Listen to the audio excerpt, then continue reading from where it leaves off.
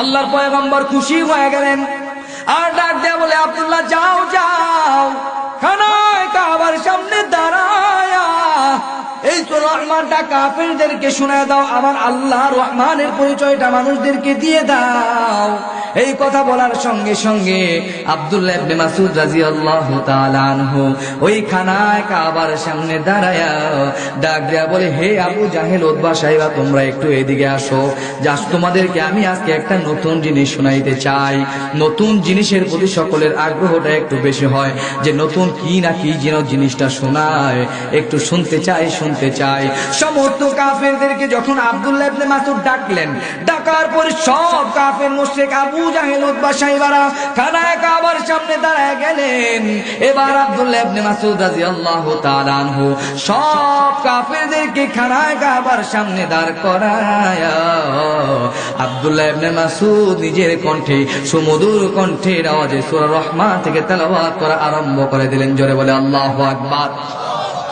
যতক্ষণ পর্যন্ত আল্লাহর পয়গম্বর বিশ্বনবীর সাহাবী আব্দুল্লাহ ইবনে মাসউদ এই সূরা রহমান থেকে তেলাওয়াত করলেন, আল্লাহু আকবার, কি যে মজা আল্লাহর কালামের তেলাওয়াত, কি যে মজা।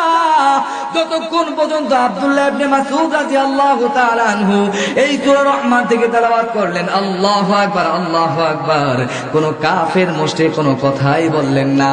আবু জাহেল, উতবা সাহেবার দল সবাই হতভম্ব হয়ে গেছে, বেকুব হয়ে গেছে যে আব্দুল্লাহ ইবনে মাসউদ নতুন একটা জিনিস শোনাইতেছে। এত সুন্দর কবিতা জীবনে তো কোনোদিন শুনি নাই রে আব্দুল্লাহ। যতক্ষণ পর্যন্ত আব্দুল্লাহ ইবনে মাসউদ রাদিয়াল্লাহু তাআলা আনহু সূরা রহমানের তেলাওয়াত করলেন, আল্লাহু আকবার, কোন কাফের মুশরিক বেদিন কেউ আবু জাহেল, উতবা সাহেবা কেউ কোনো কথা বললেন না, বিরক্ত করলেন না। ওই আল্লাহর পয়গম্বর বিশ্বনবীর সাহাবী আব্দুল্লাহ ইবনে মাসউদ রাদিয়াল্লাহু তাআলা আনহু পরে পরে গোটা সূরা রহমানটাকে ওই কাফেরদেরকে শোনায় দিলেন। জোরে বলি সুবহানাল্লাহ। ভাইয়েরা আমার, সূরা রহমান পরিপূর্ণ শেষ হয়ে যাওয়ার পর এবার আবু জাহেল, উতবা সাহেবার দল ডাক দেয়া বলে, আব্দুল্লাহ, কি এমন নতুন জিনিসটা শোনায় দিলা? এত সুন্দর কবিতা তুমি কোত্থেকে শিখছো? মদিনার মধ্যে, মক্কার মধ্যে তো কোনদিন এত সুন্দর কবিতা শুনি না। জোরে বলে আল্লাহু আকবার। আল্লাহর পয়গম্বরের সাহাবী ডাক দেয়া বলে, আবু জাহেল, উতবা সাহেবার দল, এটা দুনিয়ার কোনো কবিতা না, এটা হলো আমার আল্লাহর কালাম, কালামুল্লাহ আল কুরআন। আল্লাহু আকবার। আব্দুল্লাহ ইবনে মাসউদ ডাক দেয়া বলে, এটা দুনিয়ার কোনো কালাম না, দুনিয়ার কোনো কবিতা না, এটা আমার আল্লাহর কালাম, কালামুল্লাহ আল কুরআন।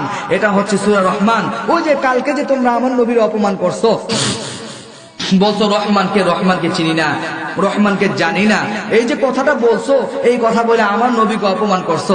আসমান থেকে আমার আল্লাহ সইতে পারে নাই, আমার আল্লাহ আসমান থেকে সূরা রহমান, আমার আল্লাহর পরিচয় তোমাদের সামনে তুলে ধরেছেন। এই কথা বলার সঙ্গে সঙ্গে বিশাল বড় ঘটনা, এত বড় ঘটনা বলার সময় নেই আপনাদের সম্মুখে। এই ঘটনাটা বলার উদ্দেশ্য এটাই যে এই সূরা রহমানটাকে কেন নাজিল করলেন, কি অবস্থা ছিল। এই সূরা রহমানটাকে আল্লাহ নাজিল করলেন আল্লাহর পরিচয় দেওয়ার জন্য, রহমানের পরিচয় দেওয়ার জন্য। এই জন্য এখন আসুন আমরা কোরআনের মধ্যে, সূরা রহমানের মধ্যে আল্লাহর কি পরিচয় দিতেছেন, এই পরিচয় জানার দরকার আছে তো ইনশাআল্লাহ? না বিরক্ত হচ্ছেন? শেষ করে দেব? এমনিতেই শেষ করে দিতে হবে, যেহেতু প্রধান বক্তা আজকের যে আমার প্রাণপ্রিয় ভাই, সারা বাংলাদেশের অন্যতম ওয়াইজ দ্বীনি আলোচক, যার সুমধুর কণ্ঠের আওয়াজ শোনার জন্য হাজার হাজার মানুষ